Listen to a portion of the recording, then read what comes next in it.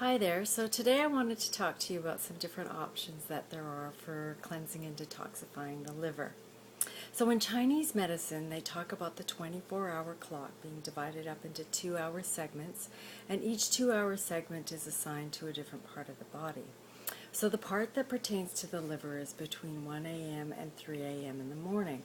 So what I've found is if you can figure out when it is that if you were to eat your dinner, the byproducts from the meal would be actually passing through the liver.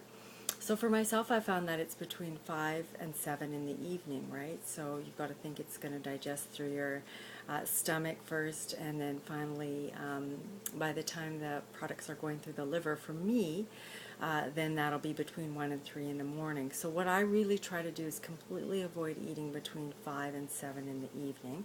And if I am going to eat, I always like to eat very lightly, like for example salads, fresh fruit. I try to stay away from grains and proteins in the evening. So you need to find what that sweet spot is for you in terms of when you need to eat. For some people, if your metabolism is slower, obviously it's going to be earlier in the day. So even not eating at all in the evening is a really great habit to get into. It took me probably about 8 or 9 months to really adjust to that, because my body was so primed for a meal in the evening, because that's how I'd been raised.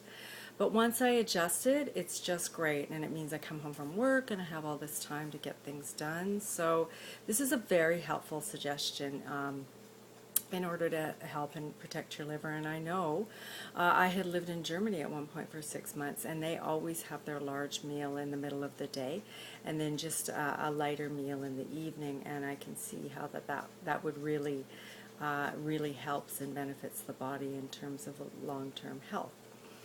So some of the other things, drinking a lot of water is really great, and that can offset the effects of things like alcohol and caffeine and fatty and fried foods.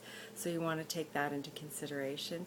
And if you're doing something like dyeing your hair, you've got to remember that anything you put onto your skin, 60% of it is going to be absorbed into your bloodstream, and of course will have to pass through your liver at some point, right? And so in this society, like almost everybody, probably 90% of the people have an overloaded liver that's working double overtime. So any way in which you can help the liver out and help it to do its job is really needs to be supported. So if you're going to dye your hair, drink lots of water before, after, and then sauna. Sauna is really great to help you get those toxins out, or just in general.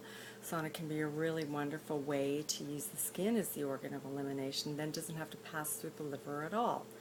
And of course, drinking lots of water when you do sauna is really important. And one of the reasons we want to really protect that period of time, especially between 1 and 3 a.m. in the morning, is that's when the liver does a lot of its functions to renew the body. Like the liver performs probably several hundred functions in the body, right, in order to regenerate it on a per 24-hour basis.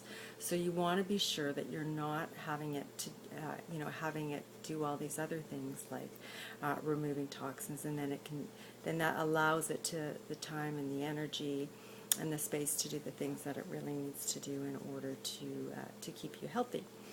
So one of the other things, of course, is castor oil packs, and I spoke about that in my last video, so you can look for that integration castor oil packs if you want to know how to do that.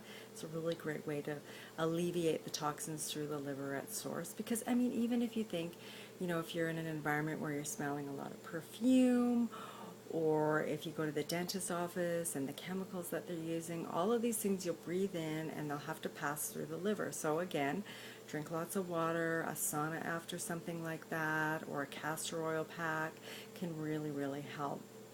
Some of the teas that are great, dandelion and sage, I find these are really cooling for the liver, like a roasted dandelion.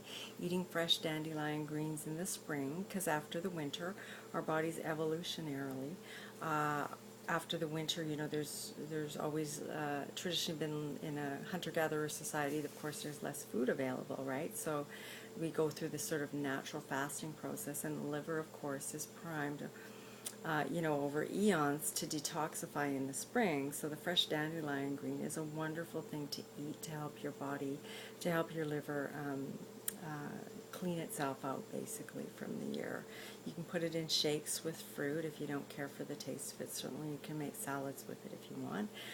Some other natural products that are great are artichokes. Anything to do with artichokes. Herbal bitters are great. They help to digest your food, stimulate the gallbladder, right, to digest the fats. You want to eat your fats and your proteins as early in the day as possible. I like to eat them for breakfast for the most part. Then my body later in the day isn't laboring to process these things. And one of the things that I have found really helpful is this product, this milk thistle product. It's produced by Jarrow. And they've basically taken the active components of milk thistle and enhanced their potency something like 30 times. So I found that this is really beneficial. I like to take this between 5 and 7 in the evening. So then it's going through my liver at the time when the liver is really like releasing the bulk of its toxins. So those are just some suggestions to help you maintain or at least work towards having a healthy liver.